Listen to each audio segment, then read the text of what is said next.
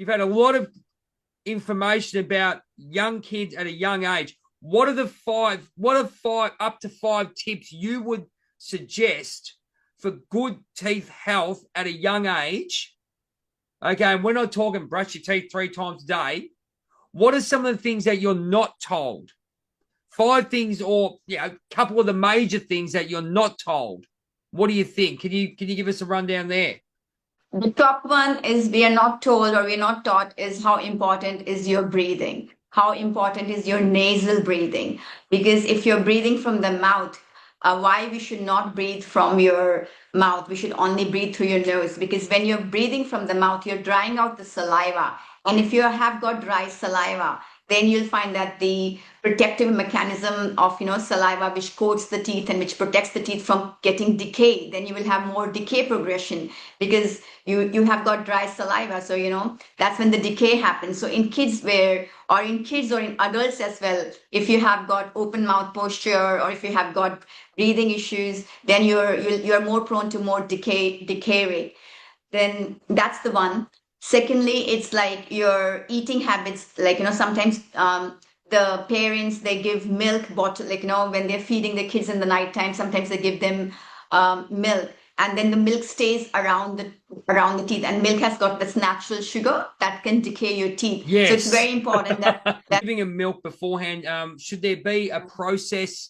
Because obviously, young babies need that nutrients. I mean, I'm no expert, as I said. But what, in your opinion, regarding dental health and obviously prosperity, what's the yeah. best time for? What do you advise your clients to do So as they come to you? So there's nothing like no wrong as long as when if you drink any milk and all, you just wipe after drinking your with the milk. You just need to wipe it down with like wipe the teeth down with water or with the gauze or something so that like wipe it down so there's no milk left over. Just have water after that. Or just make sure the last drink is water, or you're cleaning your teeth and wiping it down so there's no remnant left. Is Because that is that otherwise, if there is that is to do with everyone, Dr. Ashton? with Like everyone, with everyone. everyone, Last drink is yes. water. That's a really good one. That's a really, Yeah. and it makes sense. I mean, as I said to you, it makes real sense that if you do so, I mean, some people have, and there's a lot of issues out there, but if you have Yeah. those real basics, Yes. idea go, Everything is okay, very. look, I might binge eat at night, okay, because I'm going through something. That's fine, but Mm, then you go, okay, if I have a habit of going right, I mm, will have water before I go to bed. Absolutely mm. fantastic. But it's nothing but making sure the lips are always sealed or the lip seal. So achieve a lip seal. So that's if your lips are closed, then you're only making sure that you're breathing through the nose. Oh, So the lip yeah, that's seal, a real breathing through good the one. nose, and tongue on the top. So those are 3 things. So if your tongue is on the top, lips are closed, and you're only breathing through the nose, your teeth will be perfect. I'll just ask this last question with regards to, because obviously I'm a yoga practitioner myself, and I've done that since I had my back injury. Yeah. 13 years DDP yoga. There's a plug for you, Dallas. Love you, mate. Breathing exercises.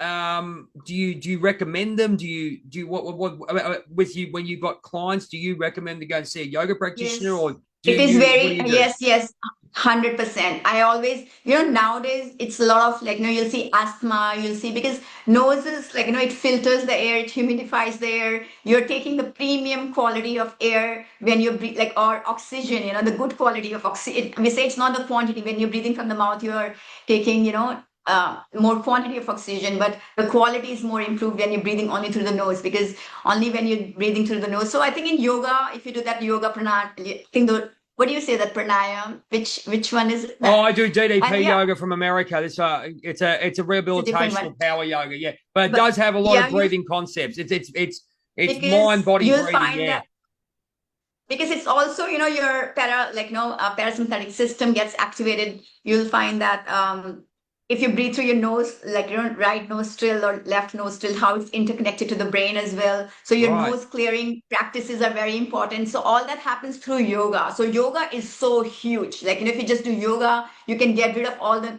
like your sinusitis. And I think I'm going to tell you with this latest book I was reading. about, I think the author name is like Neston or something. I'll just check it. I was just reading Yeah, just worries. recently on the end.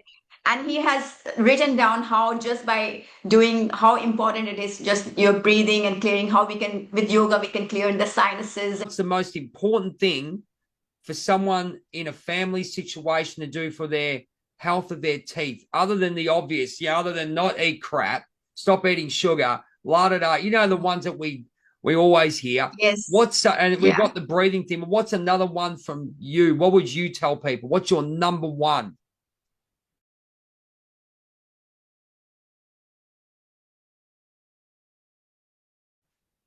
The other thing I see nowadays, a lot of times teenagers, in gym when they're going, they're running or they're doing all the exercises with their mouth open, and Okay. they're walking and everything. So that they should not do, and like walking. So they just need to build the lung capacity, the breath hold. Like how ocean divers, they have understood that part.